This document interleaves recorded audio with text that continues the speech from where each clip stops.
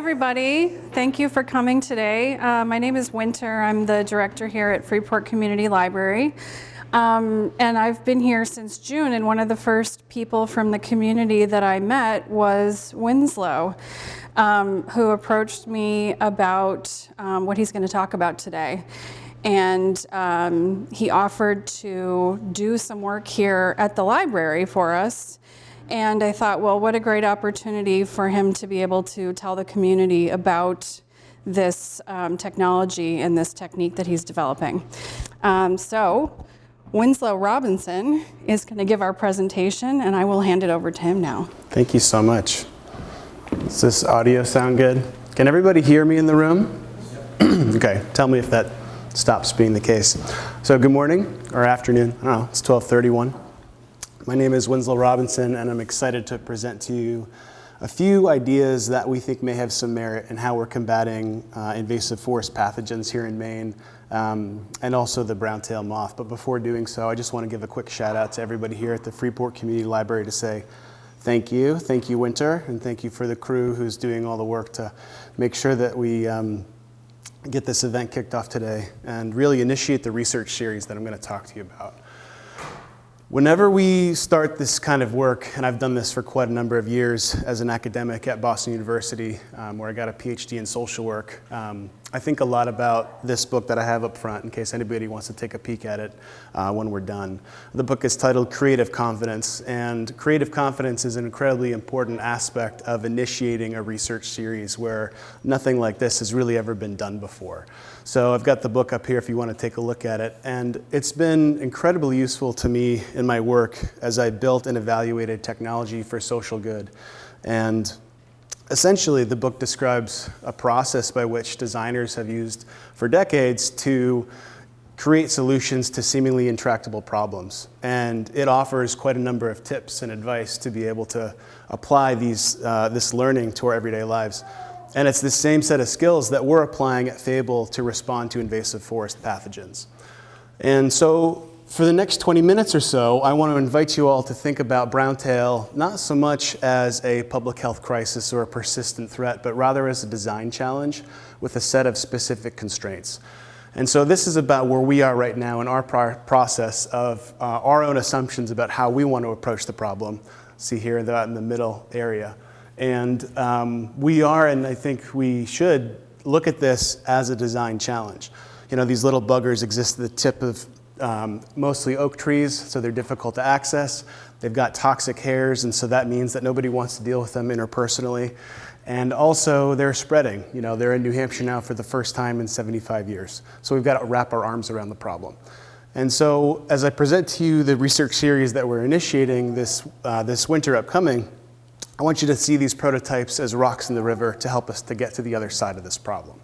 But first, I wanted to present a quick video which is going to show you the state of the art of technology as it stands today about browntail mitigation. It's really kind of an unnerving problem to have, you know, to live in this like beautiful lakefront wilderness area and then have my family and children are somewhat afraid to go outside because they know that they're going to get these rashes. You produce hundreds of these things in the air, you know, flying. Having more browntail moth cutters in the area would help a lot more people. I cannot keep up with demand. Anybody that's got oak trees around their house. Schools, golf courses, places like that, it was business. So the Deleve sampling tool, it's got a little Dremel cutoff wheel on it and kind of a small mini grapple. And above that apparatus, there is a camera. So you target the branch that the nest is on, and one push of a button, it clips the nest off. It's not complicated at all, really. When I first found out about the capability of a drone with a Deleve sampling tool, I immediately called the closest guy to us and looked at the property. The more people that adopt alternative methods, the better off we're going to be. So pretty impressive, right? I mean, that's clearly an amazing advance in terms of, you know, using a ladder and seeing the images from 1915, 1920, where people were actually going up and cutting all these by hand. This has been a problem for over 100 years now in Maine. And yet, there are still some limitations here because this is one nest at a time, and we're talking about a population level problem. And so, and I've done this before, this work. So I'm also a commercial drone pilot, and I have spent many hours craning my neck and trying to focus the drone on a specific nest. And you encounter what's called a pendulum problem, where you're hanging above a nest like this, and then there's a little bit of wind and you're blown this way, and then you're blown this way, and you're actually lucky if you get one on the first try. So, you know, there's all of this work, and people are doing this for 8 or 9 hours a day. There are about 8 of us in the state that have done this. And then there's also the material handling challenge of after you have clipped all the nests, you know, they're still on the ground, and so you have to touch all the nests again and then process them. So this isn't the right approach, I think. And so the Deleaves platform actually was never developed for Browntail. And how frustrating is it when you don't have the right tool for the job? I mean, I think everybody's experienced this kind of thing before where you're using something and adapting it and trying. And so we actually don't have a tool that's been developed for Browntail. That doesn't exist yet. At least one that's mechanical. I mean, sure, we have pesticides that we can spray, but as a beekeeper, I don't really agree with that approach. So I think that there's another way to think about the problem. And just to give that a little bit of context, this is a drone light show.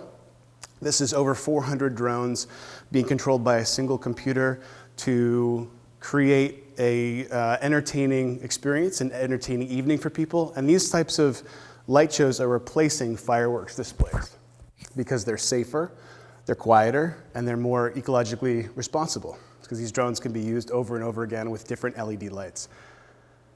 And when I talk about the problem and responding to the problem at scale, this is where my mind goes in thinking about how do we actually deploy something that's going to deliver a population-level response. So, as always, I ask in my doctoral work and now also, you know, we have this incredible capacity. You know, we should probably be using that also for social good, as cool as this is. And I really like this. So I think that there's a little bit more that we can do here. And I want to talk with you about that today as we get into specifically the different elements of the problem we're talking about. And this is a big problem. This is a $700 billion problem, you know, that we face in the United States due to tree mortality that we're looking at because it's just 3 pests that are making up that big number, okay? You've got the Asian longhorn beetle. You've got anybody know this one? Emerald ash borer. And then you're probably familiar with this one, right? The browntail moth. And we're focusing on browntail because it presents an immediate threat to human health. So we really have to take this seriously right away. And so we've applied to the USDA for a $1 million grant to create a method of being able to deal not only with browntail, but also for the other 3 pests, for the other 2 pests that I've just mentioned. And this is that method. At its core, it's just a checklist. But if you've read any of Atul Gawande's work, Checklist Manifesto, and other things he's written about, when you have a checklist that is well designed and taken seriously, it can be transformative. If you think about a healthcare industry, you know, people are actually making sure that hands are washed, nothing is left inside the patient after a surgery, or in the airline industry, if you are, you know, we're trusting people to make sure all of the I's are dotted and T's are crossed when they're taking care and doing their maintenance of the airplane, or in construction. So Atul goes through these different examples, and I think, you know, this is no different, but it's applied specifically to invasive forest pests. So I want to walk through the checklist with you right now so that you can see how we're approaching the problem from the perspective of browntail, but it applies equally to the other pests that I've discussed so far. So the first step that we see in the locate method is to localize the unique pest signatures. We know what browntail look like. They're pretty easy to identify. They're up there at the top of the trees, and they don't look like many other pests. The next step is to think about the right sensor to detect the type of signature that you're interested in. And we're doing that in 2 ways for browntail. The first is traditional photography, high resolution. So we're thinking about a 65 megapixel image and being able to detect browntail nests in each image used from a drone. But there's also this other exciting development that we've been looking at, which is the use of hyperspectral cameras. Is anybody familiar with hyperspectral in the room? Okay. There's no hands going up for people who are watching this later. And I didn't know much about this either, but hyperspectral cameras are able to detect chemical signatures based on light that's reflected back. For example, they can see chlorophyll. And so we're able to train a camera to be able to see the silk in a browntail nest and distinguish that as being separate from dry leaf matter. So we can actually look specifically for the browntail chemicals that are present in the nest. And that means that we can see browntail in a different way and perhaps see it at scale. So the combination of RGB and hyperspectral imagery might be interesting, and it's something that we're going to keep paying attention to. Once you have all that data, you have to do something with it if you're going to give it to a computer. And so this is a calibration of a prediction of tree crowns. I think there are over 300 different trees here, and these bounding boxes that you see around each tree is the computer saying, okay, I think there's a tree in this place, and we think it's this big. So it's not a far leap for us to take that kind of data and say, okay, there are this many trees in this area that have browntail on them, and here's where those browntail exist. And that way we can begin to triage, which is the next phase in the locate method, which is to generate a report of the density of browntail. So you can imagine flying over a Maine coast and getting this report back and thinking, okay, here's a density map of where most of the nests are. This is where we should consider to start remediation, so we're making the biggest impact the most quickly.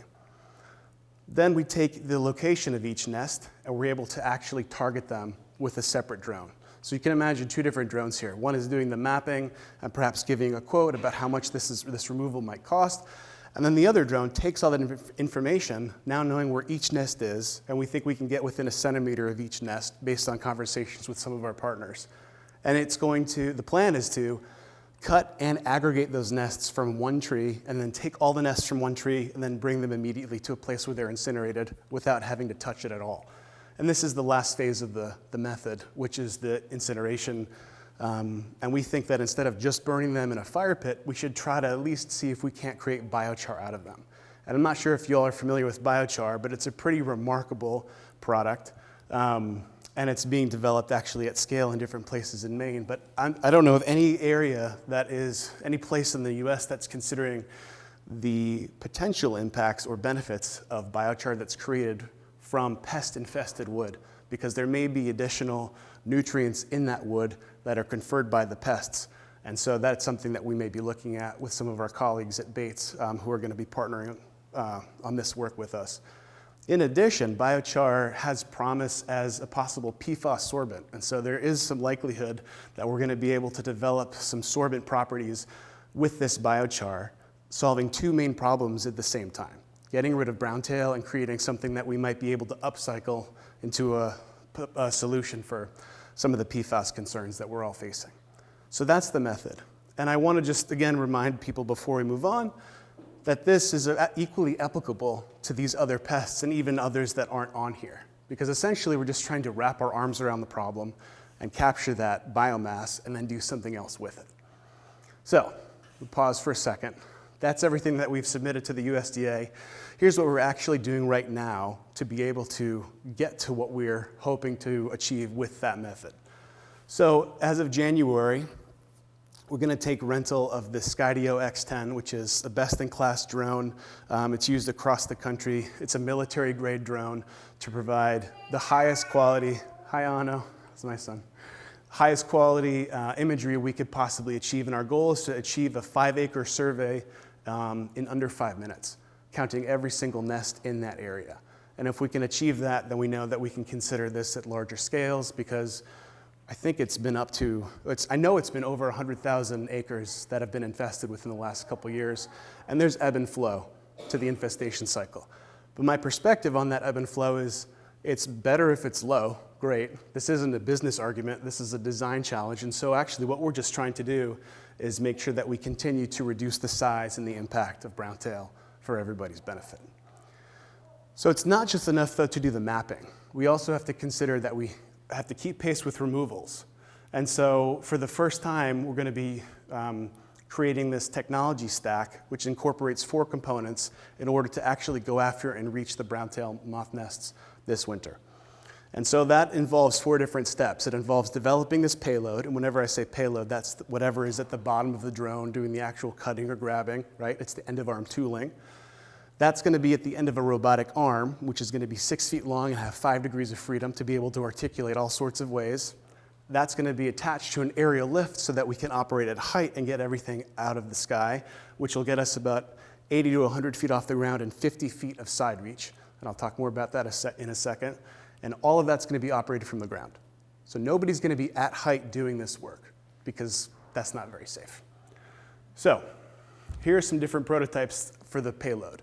I'm not familiar, I'm not sure if you are all familiar with a concept called the feller buncher, which is a forestry tool, but these things are incredible feats of engineering that can go after a whole stand of trees, cut them, and aggregate them. So they cut them, they hold them, and then they can get some more. And they can collect quite a number of them. And I'll jump back to see if I can't play that slide again so you can get the impression of what it's doing. So this is one concept where the large arm opens, and then a small arm opens to allow the first cut. It goes in and it cuts a nest, and perhaps it's brought towards this cutting area right here, and then this small arm would close, and then it can go to the next one and carry on and so forth. That's one concept that we've considered. This is another one that's like a hedge trimmer, and any of these are going to have computer vision systems up top, and that's what you see there is a computer vision camera or a stereo camera that can read depth. So this concept would be like a hedge trimmer, and so you would approach a nest or a series of nests and sort of be able to give the tree a haircut, right? And then those nests would be carried up into this hopper area using a conveyor. And once we're in the biochar phase of the work, then we'd be able to deploy all of those nests, again, without having to contact them at all. That's another idea. Then we've got the idea that is our present concept, which is to take a multi-tool or a replaceable head.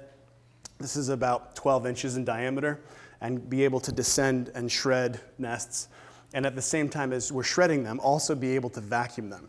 Because it's not just enough to cut a browntail nest off, it actually has to go somewhere. And we actually have to also control, whenever you're cutting something, any hair dispersal. So when we're doing all of this work, we think that the vacuum and shredding approach is really interesting because it's going to not only get rid of the nests and avoid human contact, but also the vacuum is going to be pulling any toxic hairs out of that area and into a vacuum compartment. So I'll get to that next, or in a moment. This is the robotic arm that we're developing that's going to carry that payload, and here's the lift. This is a really remarkable feat of engineering in addition. We'll take rental delivery of this on February 24th and have it for 1 month. So this will be here at the library a day in, February. And we'll be doing a removal here with everything I've just described so far.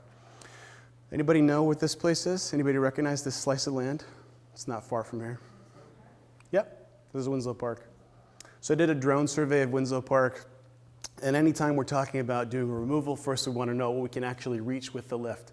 So this is Winslow Park, and then overlaid are all of the oaks and a 50-foot radius of what we can actually reach with that lift if I was to park the lift right in the middle. So this is what we could get to. And it's actually quite a number of trees, and quite a number of trees that we can reach. Anybody familiar with this one?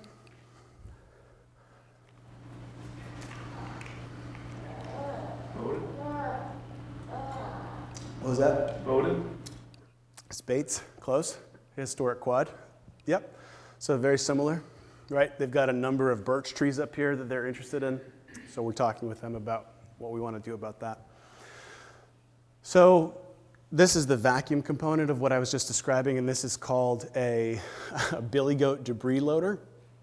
And what its intention is, it's designed to do, is to suck up leaves and shred them to make them easier to store. And so we're actually doing something really similar, but the concept is to attach this hose to the shredding device so that we're achieving the same, we're achieving our goal by using an existing technology. And this is a video that describes why we're going with this element, because it creates this cyclone. And the cyclone effect is actually important because it's going to separate the heavy material from the toxic hairs and still allow those to stay filtered and not escape. So the way this is going to work for us in practice, we think, is that obviously we're going to take off the wheels, and a lot of this is going to change. We're expecting this to drop next week. But this is all going to be in the air, in the lift, right, in the air. And we think that we're going to get rid of the bag, actually, and maybe put a cardboard box in there, a heavy-duty cardboard box, and put a topper on it, such that, is that not working anywhere? topper on it such that we can have a dust bag with a micron size that's smaller than the hairs, so that as air is being brought into this system, it's able to go somewhere and the air can escape but the hairs cannot. And then we can add a little indicator up top to tell us when that is getting full. So the whole goal is to be able to fill this, we'll know when it's full, we'll lower, and we'll put in a new box. And I think the really interesting thing about this approach is that we can be creating perhaps quite a volume of biochar. And we have some colleagues who are working on this problem with us at the International Biochar Initiative, and they're very interested in this work because you can fire these boxes right away from the back of a trailer. Again, never having to touch the nest yourself. So the goal, of course, is that we're not doing this with a lift ultimately, because that's not scalable. And we want to do this with drones. So this is an automated cotton picking machine. And we think that maybe there's some similarities between this machine collecting cotton and collecting browntail nests. So we could incorporate some sort of similar spindle technology in the drone that's going to collect and aggregate those nests, but then it's got to drop it somewhere. So we're going to be using pose estimation, and I'll let this gentleman describe that. I'm ready to take up the small calibration board here that I have. So we have the 4x4 markers. So here I'm just going to put it up. Here we can see that we're detecting all the markers. This is actually like really, really good. We're getting some stable, really stable like detections. Even if I rotate. So these are Aruco markers that he's describing. So the computer can see where in 3D space these markers are. And I'm going to tell you why this is important in just a second. Tilt the board here, and then we can still see that it is capable of estimating the pose of these individual like markers. Even if I like rotate it all the way around here, we can still see that. We can still see the blue axis here of our coordinate system is perpendicular to the plane or the calibration board that I have. So this is pretty good. It's really nice detection that we have. Again, this can be used for a lot of different kind of applications. Okay, so this is just pulled from YouTube. But we can have these Aruco markers on the biochar unit. And so the drone will know where the biochar unit is in 3D space so that it can deposit those nests exactly where it has to deposit them. And more than likely, we'll actually have them being deposited into a conveyor because we don't want a drone above a dumpster fire for obvious reasons. So we're thinking about that as another approach. This is all going to be operated again from the ground. We're going to, our friends at Hard Cider, which is not a beverage company, but instead they are a pretty remarkably advanced pop-up camper company. They're going to be delivering one of these units in the next couple of months and installing it on our farm truck. So we're going to turn one of these into a mobile science lab and glaze the top so that we can actually be controlling the robotic arm from inside of here and see everything that's happening through the glass that they're going to be installing for us up top.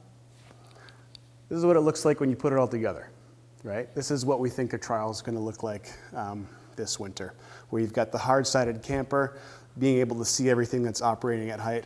And this is what's going to be here in the library, in a couple of months, and anywhere else. If you know of anyone that wants to try this out. We couldn't do this alone. It's a tremendous lift, and so we're really grateful to everybody that we're working with here on this list. It's a big team of people, actually, and so we're grateful.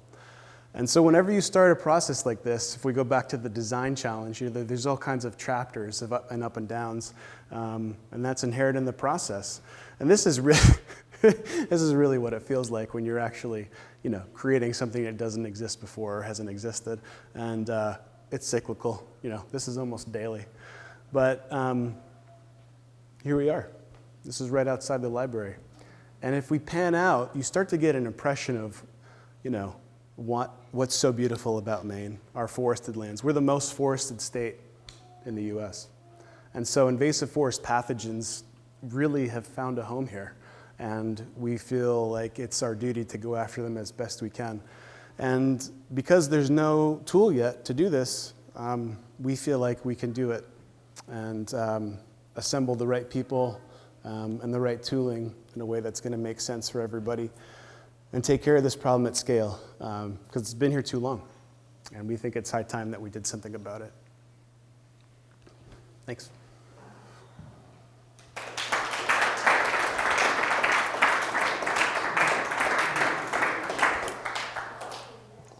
I got a mic I want to pass around for questions. Sure, please.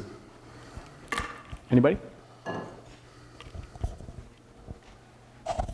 Hi, that was really interesting. How do you think about the weather? And is there a season when you would harvest these nests, and is there a season when it doesn't make sense because they're all moving too quickly to catch them? Is there a place when they stop moving and you can get them all? It's a great question. So browntail, the life cycle, they're dormant in the winter. So they're sort of waiting for it, actually. And they're up there for several months at a time.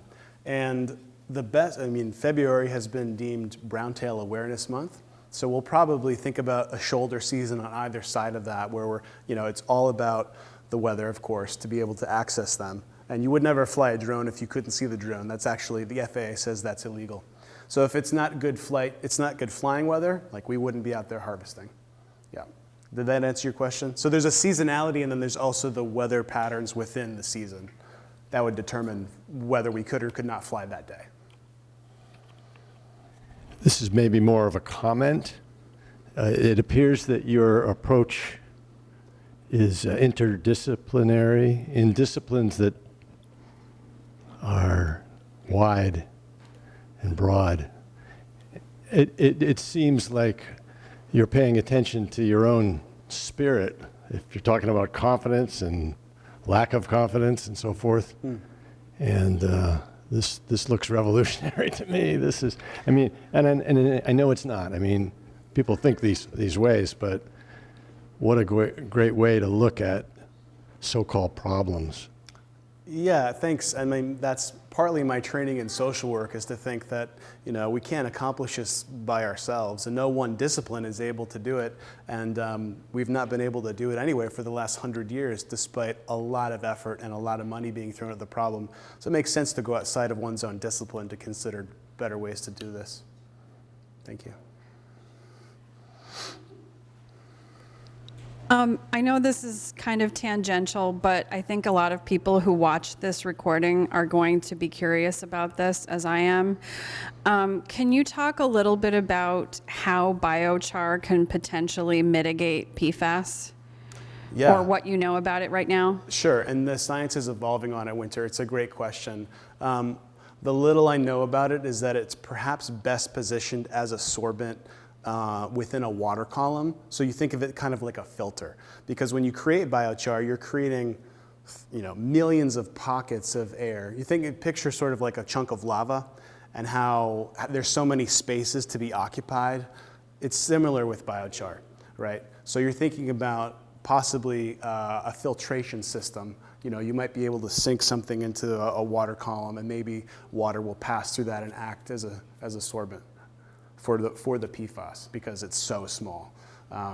So it's something that we're going to be looking at.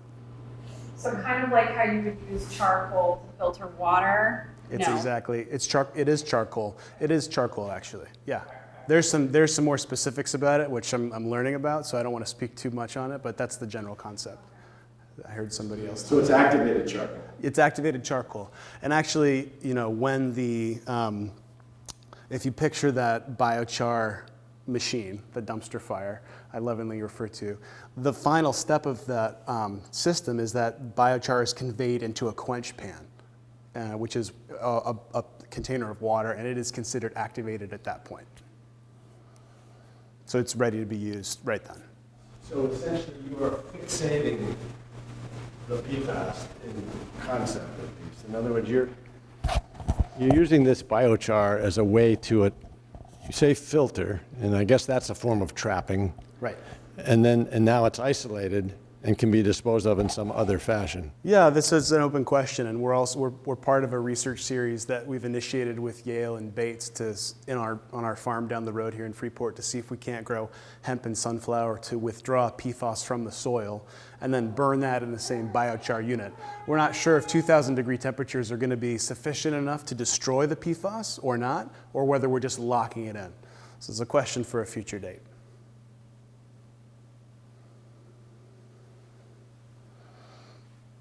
I'm just curious, I think this is amazing, and I'm just wondering what the cost of this would be. Like, you can't just do your place. You have to really do a whole area if you're going to, attack the problem of browntail moths. And I'm just wondering what the cost of this looks like. Yeah, we don't know what the cost is going to be beyond the research series because it's not a solution yet. But the research costs are lower than any other comparable treatment. So they're cheaper than chemicals, and they're cheaper than asking, a really good friend who's an arborist to get up there and, get covered in the stuff or not. So it's, if you have 10 or fewer, can I talk about this, Winter, because it's business? If it's, okay, just want to confirm. If you're doing 10 or fewer trees on your property, it's $150 per tree and $5 per nest. But if you're able to do this as a community, that price is cut in half. So if we're looking at 10 or more trees, we really want to connote that this is a population level problem, and so we should approach this as a group, $75 per tree plus $250 per nest. And that's just to get us through the research, end of things. But that's dramatically cheaper than anything else that's out there right now. Did that answer your question? Lisa? So on your poster, it says that you're looking for guinea pigs, essentially. Thank you. What is your ideal project? What would be your ideal test case? That's such a great question. I think really we're looking at everything from HOAs to like somebody who has this problem on 2 or 3 trees up through baits. So it's really anybody who wants to give this a go, and we're opening the doors up to any single individual or group of people who are considering this as a potential viable option. And I want to be clear that this is not yet a solution, but it's a research series, and so that's why we are thinking about collecting training data more than we're collecting nests. So we want to make sure that that's not a caveat. It's just a part of the promise is that this is a research phased work. But if you're interested, anybody can connect with us, and we're happy to come out and take a look with a free drone survey to know what we are able to reach with the lift this year. Very cool idea. Thank you very much. Any sense what the repopulation rate is? Say you clear a zone, if there's like one nest missed, does it then come right back? Or, I don't know. It's such a good question, and it's really hard to answer because so much of it has to do with the climate. And browntail isn't my background. I would talk to an expert in browntail, but I can tell you that for every nest removed, you've removed 400 caterpillars from future life cycles. So it's a significant effect, even if you're able to get half the nests in a tree, it's a significant reduction. The hope is that we're able to reduce them every year at a rate that they're not able to come back. So I can't answer that specifically. It's an excellent question.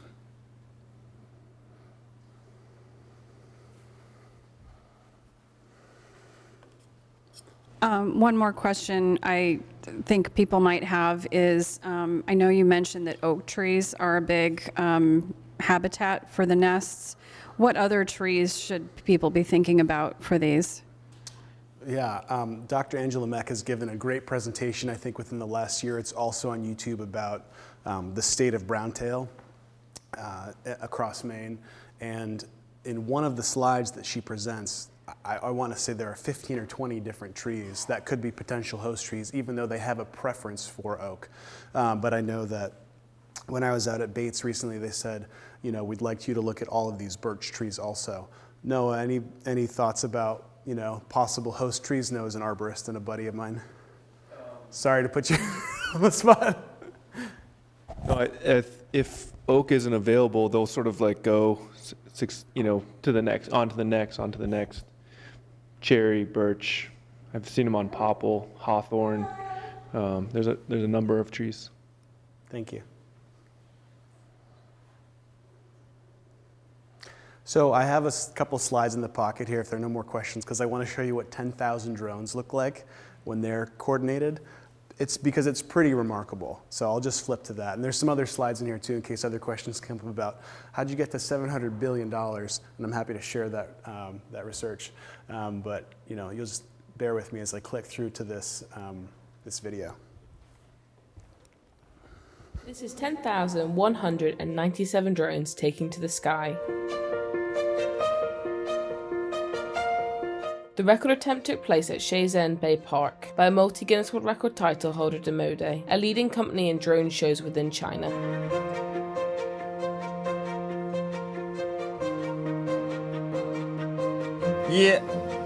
Despite setting the record the week prior with 7,578 drones, Demode decided to attempt the record again with even more drones. Every single drone in this attempt was controlled by one single computer.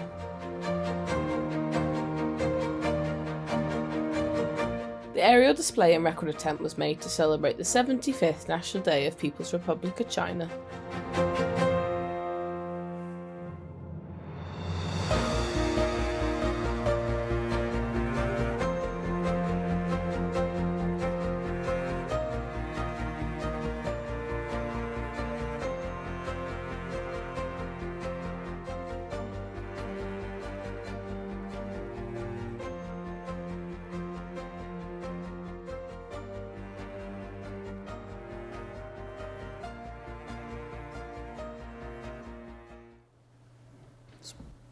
Pretty remarkable.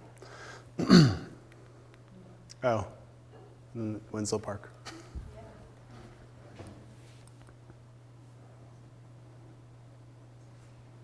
Any other questions?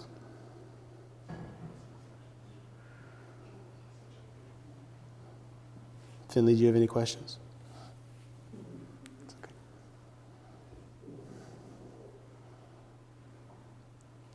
Actually,